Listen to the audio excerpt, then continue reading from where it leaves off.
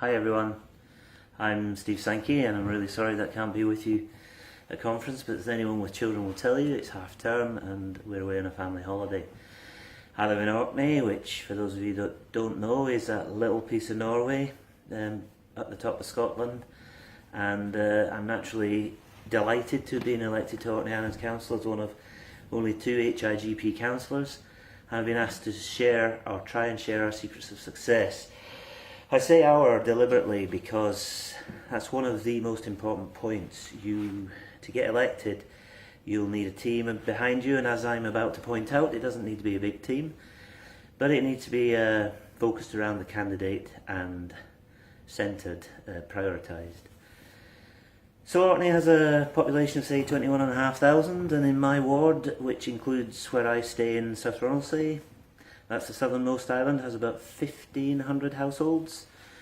The maths is important because you'll need to work out through the complicated STV system how many votes you think you might need. You'll never have enough resources to do what you really want to do, so you have to prioritise and focus. I reckon that I needed to get over 250 votes to get in, so that gives you an idea of how many households you might need to prioritise and visit. By the way, as you probably realise, that's not easy in a remote rural area, and I think I personally visited about 750 households. That's approximately half the number of households in my ward, and I thought if I did that I might give myself a chance, and in the end I got in relatively easily with nearly 300 votes at second place, so I think our tactic obviously worked. But I'm already ahead of myself. There are, in my opinion, even more important fundamental points that you need to take care of before you might get elected in a remote rural area. As I've already mentioned, teamwork, but even more important than teamwork is your choice of candidate.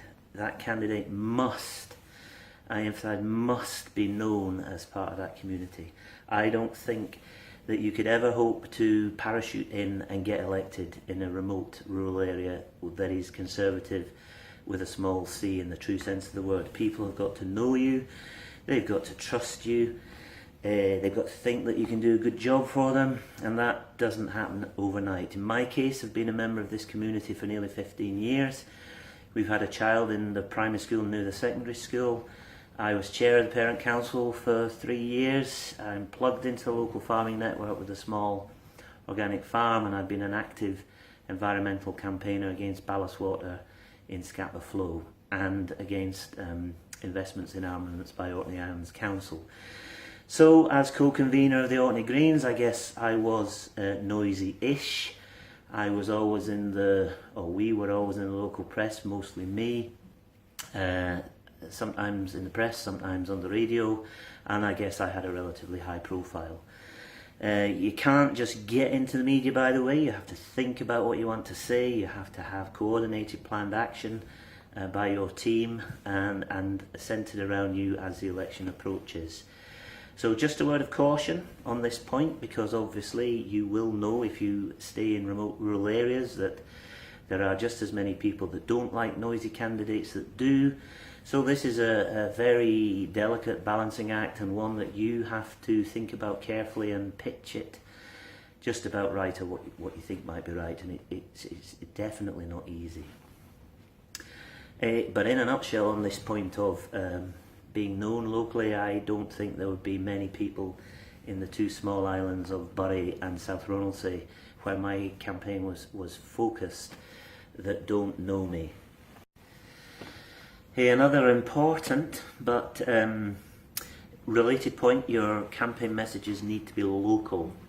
We worked these out during the long winter evenings, the Orkney Greens winter evening season, and they were worked out by all the group. We drafted things, people commented on them, and we got to where we got to in the end.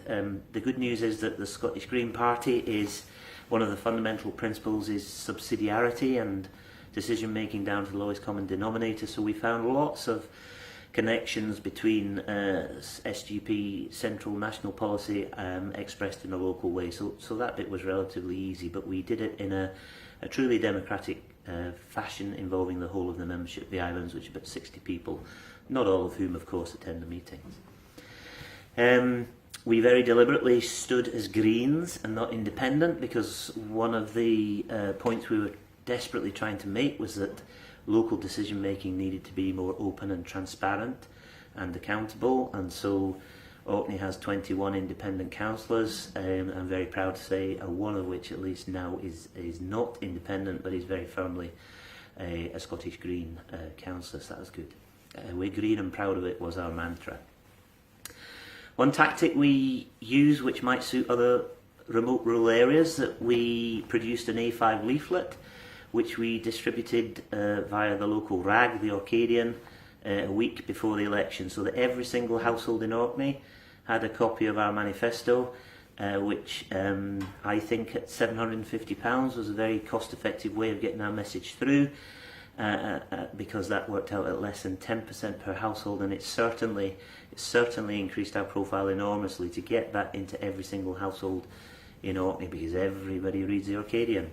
So again, that might be applicable to other rural areas. So in summary, an active team of about 6 of us out of a membership of about 60 got me elected in a remote rural archipelago. It was such a great team effort that I'm delighted to share names and the tasks that we did. The Orkney Greens agreed the manifesto content over the winter months and the election campaign prior to the election.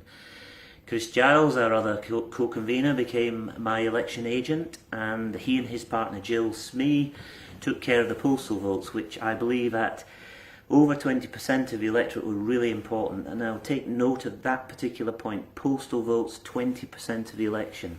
Very, very important. Chris and Jill also put up the placards, which we picked up from Sandra in Caithness by Robert. So all these people were taking part in our campaign. I personally visited over 700 households in my ward, and Yvonne Nicol did about 10% in a small area where she stayed in St Mary's in Ham. So my ward was largely scattered individual farmsteads with 3 small settlements, and without this element of visiting these people, I'm certain that I wouldn't have been elected. Last but no means least, James from HIGP and Morven from HIGP took care of the leaflet design and finance, as indeed did the whole of the HIGP teams and the Orkney Greens in the year prior to the election. So a massive team effort, even though there were only 6 of us that were active, and me as a candidate, obviously. So we've prepared 2 slides to summarise what I've been rambling about in the last few minutes. Thank you for your patience. Can I summarise everything in one sentence? I shall try. Choose a local candidate. Most important, choose a local candidate. Plan ahead carefully. Ensure your manifesto messages are local. Gather an active team around you. Remember, in my case, it was only 6. Make sure that your messages are heard by the local media. Don't, under any circumstances, forget the postal votes, 20% plus in my case of the electorate. And go about your business generally with all the enthusiasm that you have anyway as Scottish Green Party members, and I'm sure that some of the principles that I've been talking about will be applicable in your cases, because remote rural areas are remote rural areas all over Scotland. So that's it in a nutshell. I'm very pleased to talk to you. I'm so sorry I couldn't be with you, and all I can say is that in another 4 years' time, try your best, and good luck everybody. Get you next time. Thank you.